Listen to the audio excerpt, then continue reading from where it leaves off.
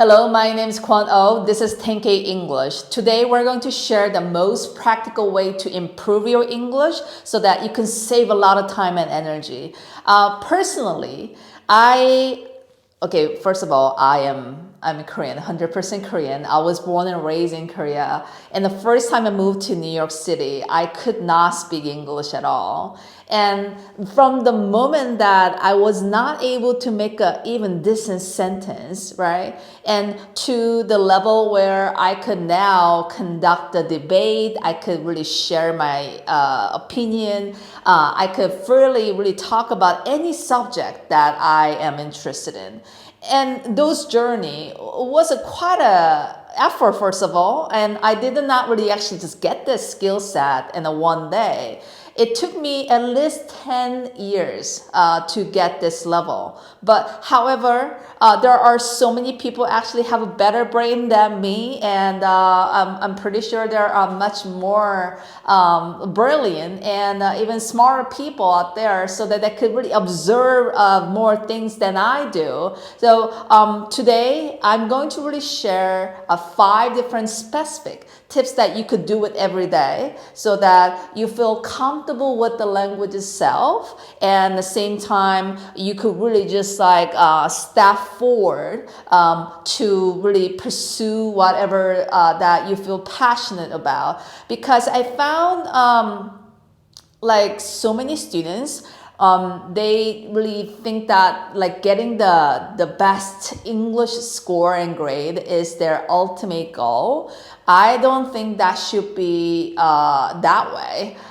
First of all, getting the English score, the perfect score doesn't get you anywhere, okay? It might get you in a good college. You could go to one of the most prestigious schools in the world. However, that doesn't really get you what you want eventually. So what I'm actually suggesting you guys all here is that you learn this language and you use it as a tool, okay? And whatever you do in the future, you could use it as one of the channel, one of the platform that you really play around with the ideas and the creativity, okay? So that's, I'm actually introducing some of the my philosophy in terms of actually teaching English, but you're gonna actually learn more about this. And today is all about how really just break through that shell that we found it almost impossible to penetrate, right? So first thing that you should do, okay, it's very easy. Think about why people just move to state and move to another country to study English.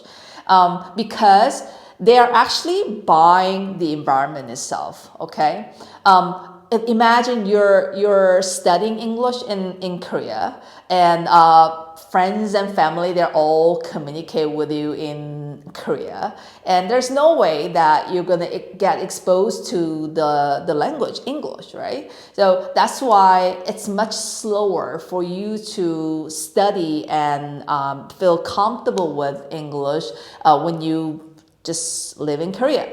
But when you go to States, right, you want to get, let's say, burger, okay, because you got to eat.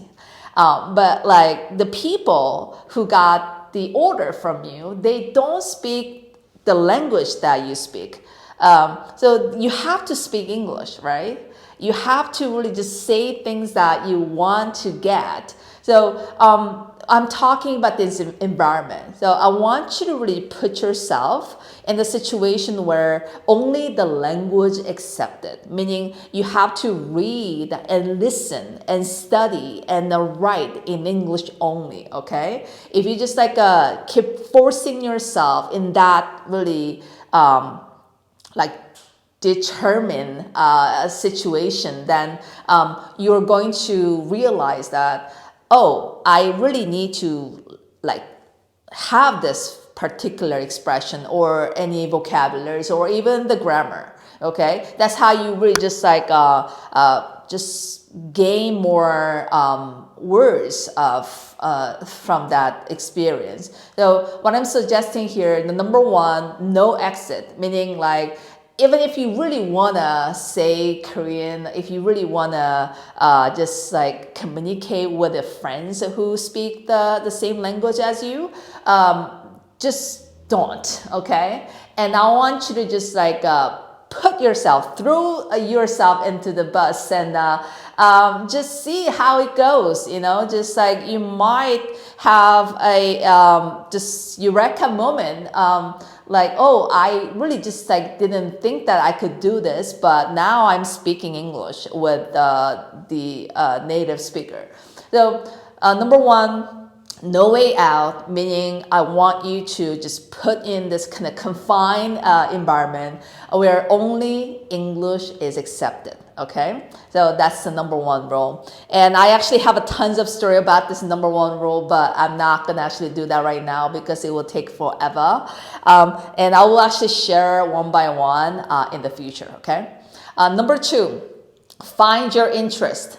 For me, the best way to learn is that you have to have some kind of fire in your heart.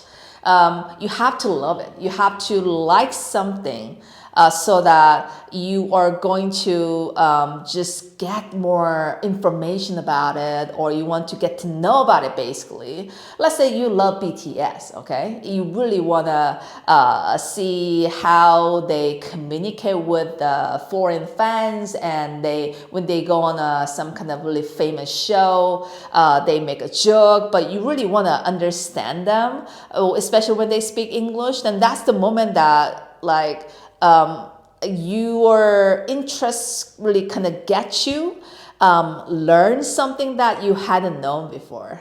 Does it make sense? So what I'm suggesting here is, so I want you to find any passion, any interest that you're just intrigued.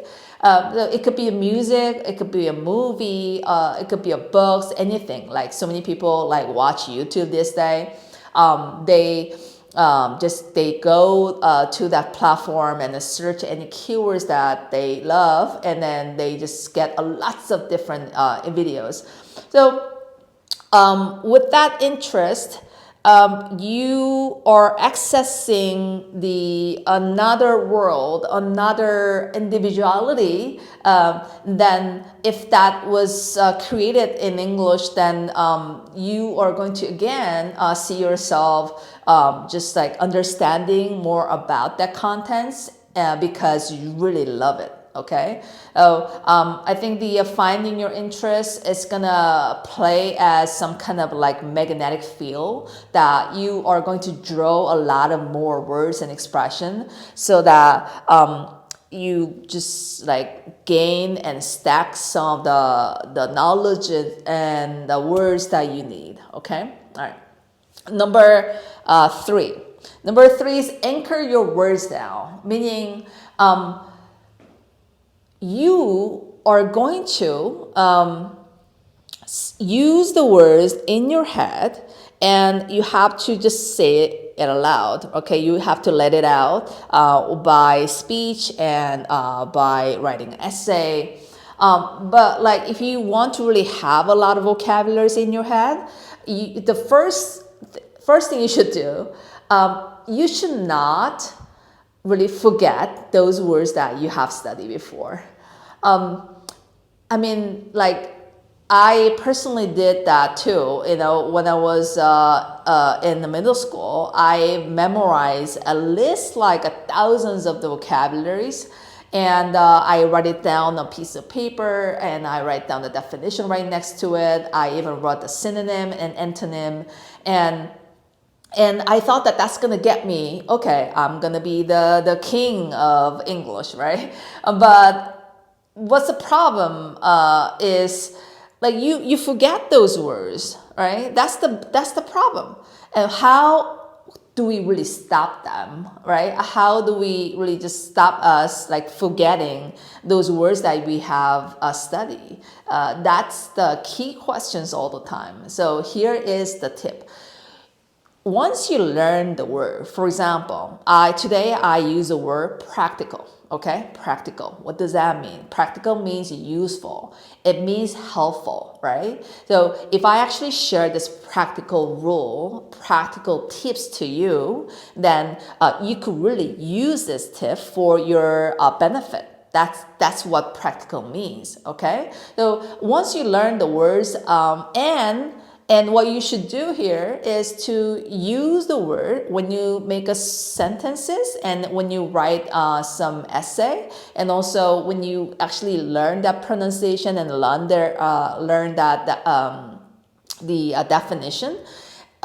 You might actually have another chance to just read that word in any kind of article or any kinds of materials, right? And also you might listen to any kind of podcast or any news that some people actually use the word practical. So that's how you really just anchor your words down with heavier weight, because once you just learn the words by just looking at it, okay, I know the definition, I know what it looks like, right? But I'm pretty sure you're gonna forget almost more than 90% of the all the kind of vocabularies that you learn. So I want you to just anchor your word down by using it constantly, okay? And I actually just covered the another tips what I was actually explaining about number 3. The next tip is that you have to read a lot of books. I said it, you have to anchor your word down, how you speak and you listen and then you write and you read, okay? And you notice even in Korea, some people, oh my God, you're so good at talking, right? You're so good at making a speech, and you're also very you're 달변가, right? And what's the secret of them? You ask those people who are known as the best speaker, they all gonna say that I read a lot of books, right? And when you read the books and you get to see so many different types of styles and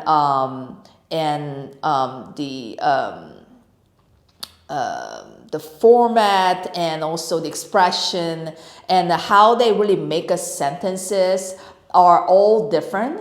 So you're really just getting the extra the ways to make your own crafting your sentences. So I really recommend you to read a lot of books. When you read a lot of books, especially in English, you are going to unconsciously observing some of the grammars, even though you haven't really actually tried to learn a grammar, because that's the structure of the sentence. And once you do that, right, and the all those kind of expression and the words gonna follow up too. Okay.